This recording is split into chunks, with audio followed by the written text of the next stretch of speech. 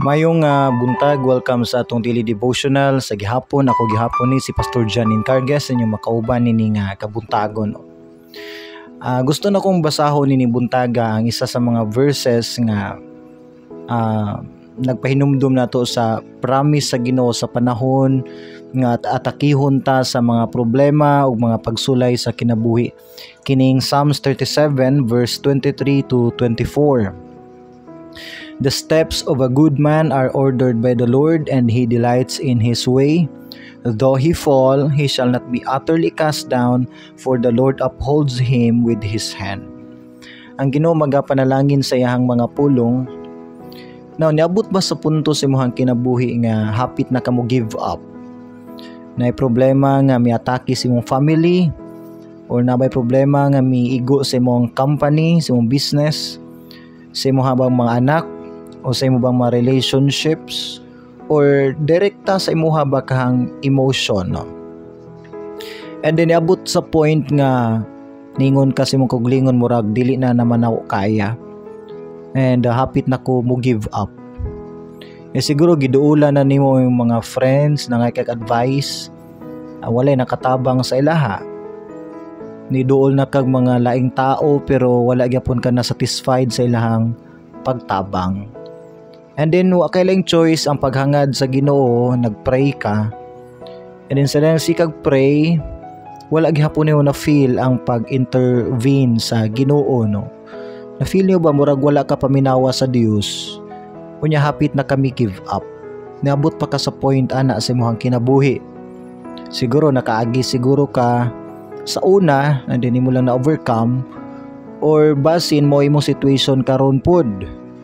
Oo, or basin sa umaabot mo ni may tabo nimo, no. Wata kay balo. Anytime mahitabo maguna sa tong life.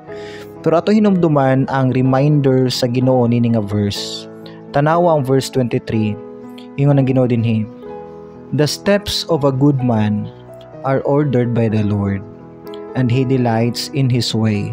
First, sa verse 23, gidescribe din ang usa ka good man, isa ka mature nga tao, isa ka prayerful ka tao, isa ka faithful, isa ka obedient nga Kristohanon, kung tanawon nimo sa verse 23. Pag-abot sa verse 24, nausab ang dagan sa storya, no. Kay pag-abot sa verse 24, ingon din ni, though he fall. Ang point ni, bisan daw siya mahagba. Unsa mahinungdan ang tao mahagba? Of course, sa mga problema, mga mistakes, mga wrong decisions, mga pag-yield sa temptations, no. Kaluyahon sa tao, di ba? Ang verse 23 nag-describe usa ka good man, usa ka tao nga naminaw gyud sa Dios, so lig-on. Pag-abot sa verse 24, bisan kuno siya mahagba. So dili day guarantee nga bisan pag faithful ka sa Ginoo dili na ka mahagba, dili na garantiya.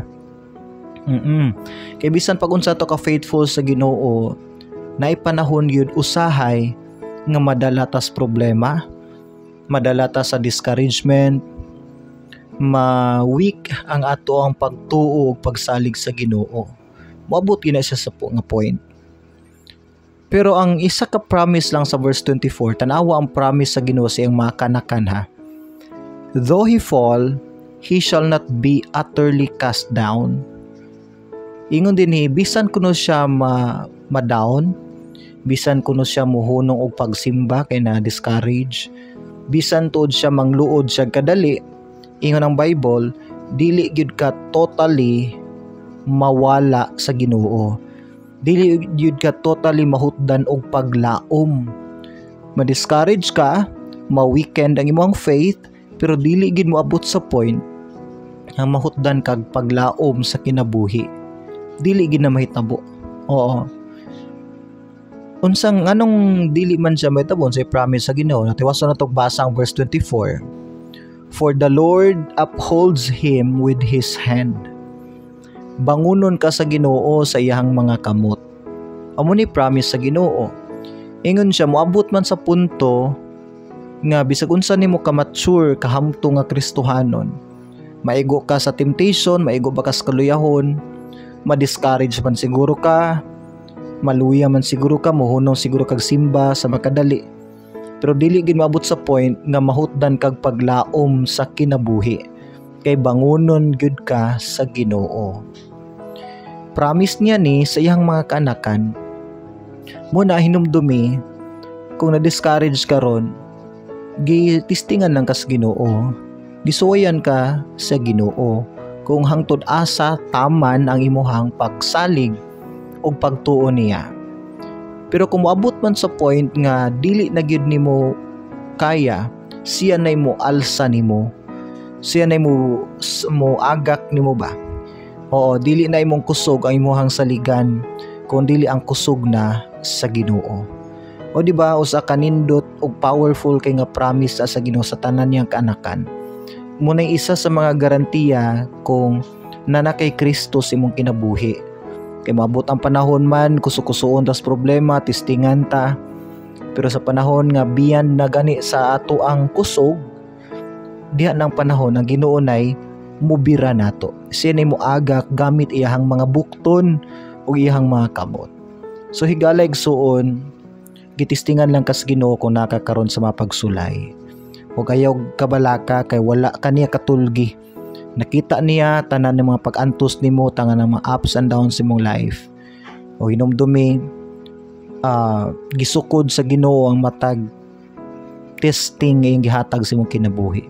Makasalig ka niya, dili kanya pasagdan, naalang gyud ka karon siguro sa panahon nga iya pa kang gisulayan ug iya kang ginapalig-on. Kapit lang, padayon sa pag-ampo, padayon sa pagpangalagad. Kay unsa may mahitabo, dili gyud ka pasagdan sa Ginoo. Magampo ta. Father in heaven, we thank you Lord sa imong reminder ni buntaga nga wala ka nagpasagad na mo Ginoo ug dili mahitabo nga imo gid ming kalimtan.